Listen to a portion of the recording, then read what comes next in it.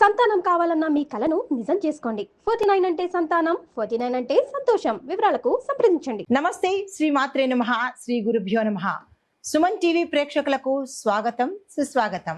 నేను మీ Raghupriya, astrologist, psychologist, life coach, motivational speaker.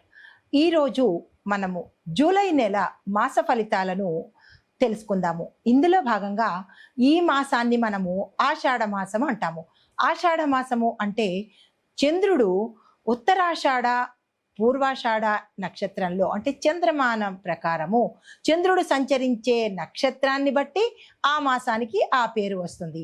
ఇప్పుడు చంద్రుడు ఉత్తరాషాఢ నక్షత్రంలో సంచారం చేస్తుండగా ఈ మాసానికి ఆషాఢ మాసం అని పేరు వచ్చింది. అయితే ఆషాఢ మాసాన్ని అందరూ దేనికి పనికి రాదు, ఆషాఢ మాసంలో మనం ఏ పనులు చేసుకోకూడదు అనే భావన అయితే ఉంది. అయితే ఈ మాసంలో మనము పూజలు వ్రతాలు చేసుకోవచ్చు, కానీ గృహప్రవేశాలు, ఉపనయనాలు, నామకరణాలు లాంటి శుభకార్యాలనైతే మనము చెయ్యము. అయితే ద్వాదశ రాశుల వారికి ఈ మాసంలో అనగా ఆషాఢము శ్రావణము కలగలిపిన ఈ మాసంలో ఎలా ఉండబోతోంది, స్త్రీలకు ఎలా ఉండబోతోంది, ఈ రాశిలో అంటే ఒక్కొక్క రాశిలో ఒక్కొక్క రంగంలో ఉన్న వాళ్ళకి, స్త్రీలకు, పురుషులకు, పిల్లలకు, ఉద్యోగస్తులకు, వ్యాపారస్తులకు, రాజకీయ నాయకులకు ఎలా ఉండబోతోంది అని సవివరంగా మీకు తెలియజేసుకుంటున్నాను. తదుపరి రాశి వృశ్చిక రాశి. ఈ రాశిలో ఉండే స్త్రీల ఆరోగ్యము, రక్త సంబంధిత సమస్యలు రావడము, పీరియడ్స్లో అనారోగ్య సమస్యలు తల ఎత్తే అవకాశం కనబడుతోంది. చాలా జాగ్రత్తలు తీసుకోవాలి. అయితే ఒత్తిడితో మానసిక అశాంతి, అస్థిరత కూడా వచ్చే అవకాశాలు కనబడుతున్నాయి. జాగ్రత్తలు తీసుకోండి. అగ్రెసివ్ నేచర్ గాను, కోపంతోనూ ఈ మాసంలో మీరు ప్రవర్తించే ప్రయత్నం చేయకండి. అయితే మీకు చెప్పదగిన చిన్న చిన్న చిట్కాలు: వేడి ఆహారము, తరువాత బరువు ఎక్కువగా మోసే పనులు ఈ సమయంలో పెట్టుకోకండి. దీంతో పాటు కనీసము 8 గంటల నిద్ర మీకు అత్యధికంగా అవసరమయ్యే అవకాశం కనబడుతోంది. ఈ విషయంలో ప్రతి మహిళ జాగ్రత్తలు తీసుకోండి.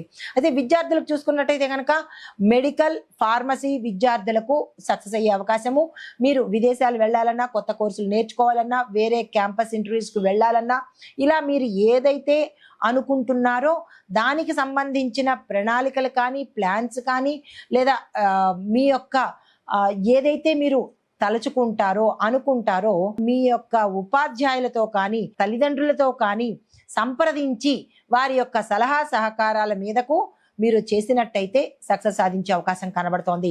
క్యాంపస్ ఇంటర్వ్యూస్కి వెళ్ళే వారికి ప్రథమార్థంలో కన్నా ద్వితీయార్థంలో ప్రయత్నం చేయండి. ఆల్రెడీ మీకు డేట్ వచ్చేసి ఉంటే దానికి ప్రిపేర్ అయ్యి వెళ్ళడం మంచిది. లేదు, పోస్ట్ పోన్ చేసుకునే అవకాశం ఉంటే పోస్ట్ పోన్ చేసుకునే ప్రయత్నం చేసుకోండి. తర్వాత పోటీ పరీక్షల్లో 2వ ప్రయత్నంలోనే మీకు ఫలితం వచ్చేటట్టు కనబడుతోంది. అంటే ఫస్ట్ అటెంప్ట్లో మీకు ఫలితం రాకపోవచ్చు, 2వ అటెంప్ట్లో తప్పనిసరిగా పాస్ అయ్యే అవకాశాలు కనబడుతున్నాయి. నిరాశ చెందకండి. ఉద్యోగస్తులకు చూసుకున్నట్టయితే కనుక మహిళా ఉద్యోగులకు మీ యొక్క డ్యూటీస్లో మార్పులు వచ్చే అవకాశం కనబడుతోంది. ఉన్న స్థానం నుంచి వేరే స్థానానికి వెళ్ళడం కానీ, లేదు అంటే ప్రమోషన్స్ కానీ, లేదా విదేశాలకి మీ యొక్క సంస్థ తరపు నుంచి మిమ్మల్ని పంపించడం కానీ, ఇలాంటి చిన్న చిన్న మార్పులు జరిగే అవకాశాలు గోచరిస్తున్నాయి.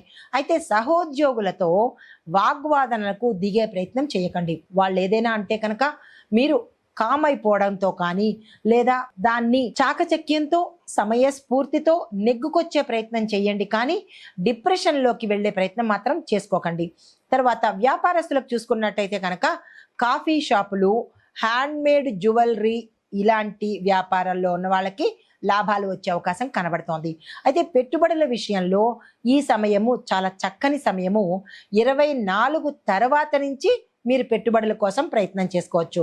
అయితే పెట్టుబడులు పెట్టే సంస్థలు కానీ, ఫైనాన్స్ విభాగాలు కానీ ఏవైనా ఉంటే వాటిని ముందస్తుగా మీరు జాగ్రత్తలు తీసుకొని, తెలుసుకొని ఎక్కడ పెట్టుబడి పెడుతున్నాము, ఎంత శాతం పెడుతున్నాము, ఇలాంటి వివరాలు, పెట్టే సంస్థలు మంచివా కాదా అనే విషయాలను మీరు పరిశీలన చేసుకున్నాకనే పెట్టుబడుల జోలికి వెళ్ళండి. వ్యవసాయదారులకు చూసుకున్నట్టయితే కనుక ఎరువుల ధరలు పెరగడం వల్ల మీ మీద విపరీతమైన భారం పెరిగే అవకాశం కనబడుతోంది.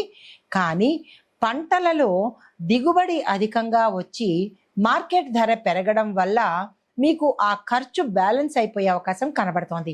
అయితే ఎటువంటి పంటలు వేయాలి అంటే కనుక మిర్చి, టొమాటో ఈ 2 సాగులు కనుక మీరు చేసినట్టయితే ఉత్తరోత్తర విశేషమైన లాభాలు పొందే అవకాశం కనబడుతోంది.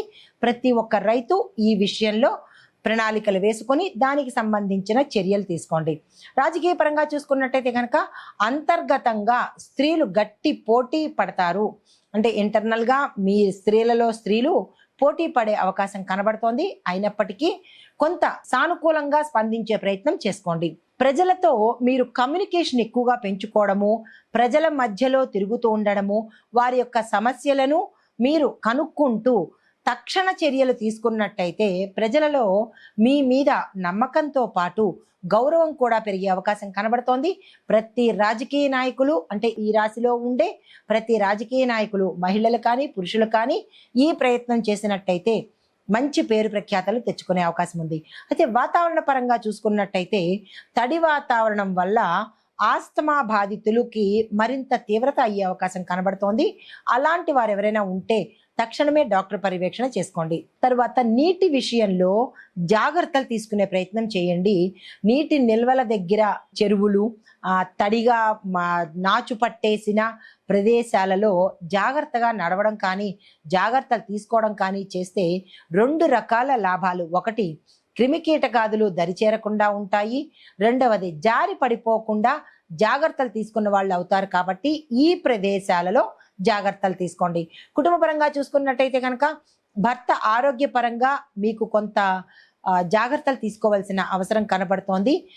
భర్త ఆరోగ్యం పట్ల జాగ్రత్తలు తీసుకోవడంతో పాటు ఏమి చెయ్యాలి అనే అంశాన్ని ప్రతి ఒక్క స్త్రీ అంటే ఇలా బాధపడుతున్న కుటుంబంలో ఎవరైతే ఉంటారో తక్షణమే డాక్టర్ పర్యవేక్షణ తీసుకెళ్ళడం కానీ తక్షణ సహాయక చర్యలు చేయడం కానీ చేసుకోవాలి.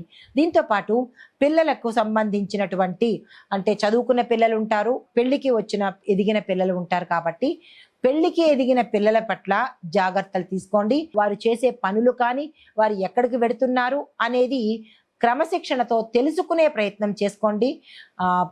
చదువుకునే పిల్లలు ఉంటే కనుక ఆ చదువుకునే పిల్లల పట్ల వారు ఏమి చదువుతున్నారు అనే అంశాన్ని జాగ్రత్తగా పరిశీలించుకోండి.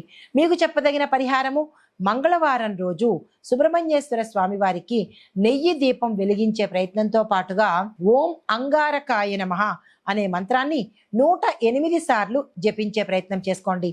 దీంతో పాటు తెల్లవారుజామునే చన్నీళ్ల స్నానంలో అంటే చన్నీళ్లు స్నానం చేసేటప్పుడు కొద్దిగా పసుపుని కానీ లేదా గంగాజలాన్ని కానీ జోడించి స్నానం చేసినట్టయితే నరదృష్టికి సంబంధించి దిష్టికి సంబంధించిన చెడు దోషాలకు సంబంధించిన దోషాలు మీకు అంటకుండా ఉండే అవకాశం కనబడుతోంది. ఈ విషయంలో చాలా జాగ్రత్తలు తీసుకొని ఈ పరిహారాలను పాటించుకుంటూ మంచి ఫలితాలు పొందాలి అని కోరుకుంటూ నమస్తే.